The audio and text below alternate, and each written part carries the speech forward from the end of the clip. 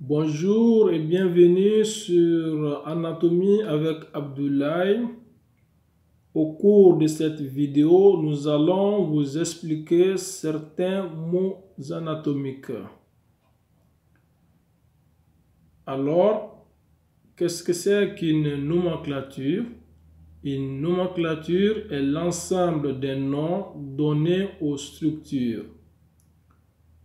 L'étude de l'anatomie étant fort ancienne, de nombreux descripteurs ont ainsi établi diverses nomenclatures. Ne partageant pas toujours la même langue, ils ont introduit une confusion évidente, à laquelle s'ajoute l'appétence pour nombre d'entre eux à attacher leur propre nom à diverses structures. Leurs premiers descripteurs grecs ou latins employaient néanmoins des termes à l'époque imagés mais compréhensibles par tous, puisque ces mots étaient empruntés au vocabulaire de l'agriculture, de la menuiserie, de la marine, etc., etc. Ainsi, aucun mot n'a été inventé pour décrire les éléments du corps humain. Ce n'est qu'avec l'évolution des langues que ces mots, restés affectés à l'anatomie, mais perdus pour le langage courant, sont devenus difficiles à retenir. Pour ceux qui n'ont pas étudié le latin et le grec, un certain nombre de racines, préfixes ou suffixes, permettent de mieux se retrouver dans la compréhension du vocabulaire. Raison pour laquelle nous avons voulu faire cette vidéo. Alors, nous allons voir quelques racines utilisées en anatomie pour vous permettre la compréhension de vos cours d'anatomie. C'est parti. La première racine que nous allons voir, c'est la racine AB, AB, A et B, qui veut dire loin d'eux.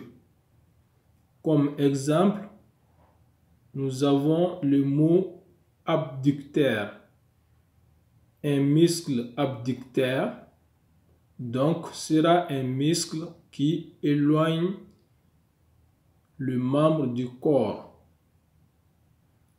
La deuxième racine, c'est la racine ad. A et 2, ad, qui veut dire près de.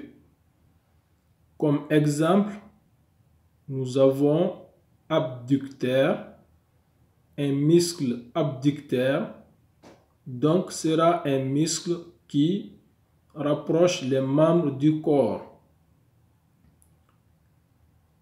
La troisième racine que nous allons voir, c'est la racine ant, A-N-T-E, qui veut dire avant, devant. Comme exemple de mots, nous avons antébrachial et antérieur. Exemple, le muscle du groupe antérieur de l'avant-bras, c'est-à-dire le muscle situé en avant du bras. La troisième racine, c'est apo, A-P-O, qui veut dire au-dessus de. Comme exemple, nous avons le mot apophyse et aponévrose.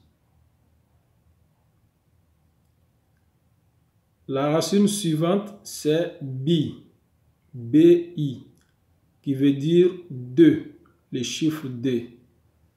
Exemple, nous avons les biceps. Un muscle biceps sera donc un muscle qui a deux chefs. La racine suivante, c'est le cortex. Le cortex veut dire écorce. Son origine est latine. Comme exemple, nous avons le cortex rénal, le cortex cérébral, la cortico-surrénale et la corticale osseuse, c'est-à-dire la membrane dure qui recouvre l'os. La racine suivante, c'est crine, C-R-I-E-N, qui veut dire qui sécrète.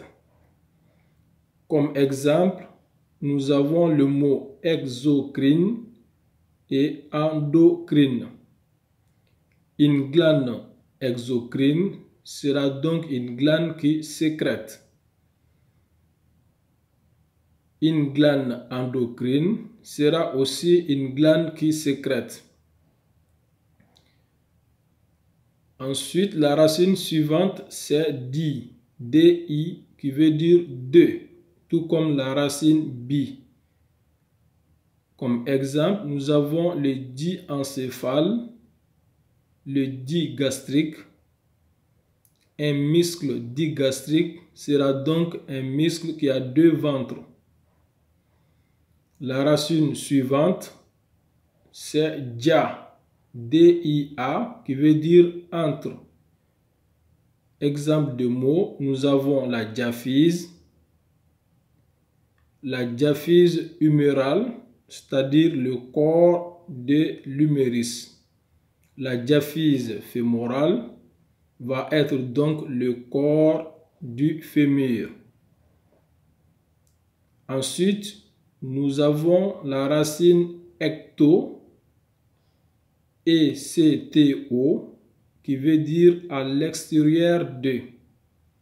Comme exemple, nous avons ectoblaste et ectopie.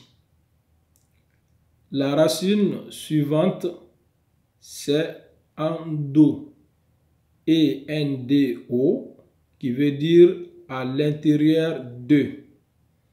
Comme exemple, nous avons l'endomètre. L'endomètre qui veut dire à l'intérieur de l'utérus. Mètre aussi, c'est une racine qui veut dire l'utérus.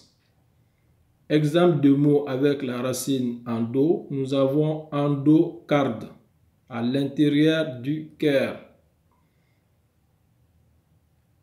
La racine suivante, c'est la racine enter, E-N-T-E-R, qui veut dire intestin. Comme exemple de mots, nous avons entérocyte, mésentère et entérite. La dernière racine que nous allons voir, c'est la racine épi, et accent aigu, P-I, qui veut dire au-dessus de, autour de. Comme exemple de mots, nous avons épicarde, c'est-à-dire au-dessus du cœur. Un autre exemple, c'est l'épiderme. Et le dernier exemple, c'est l'épiphyse, c'est-à-dire situé au-dessus. Donc l'épiphyse humérale, ça sera la partie supérieure de l'humérus. L'épiphyse proximale, ça sera la partie distale de l'humérus. C'est tout pour cette vidéo. À bientôt pour une nouvelle.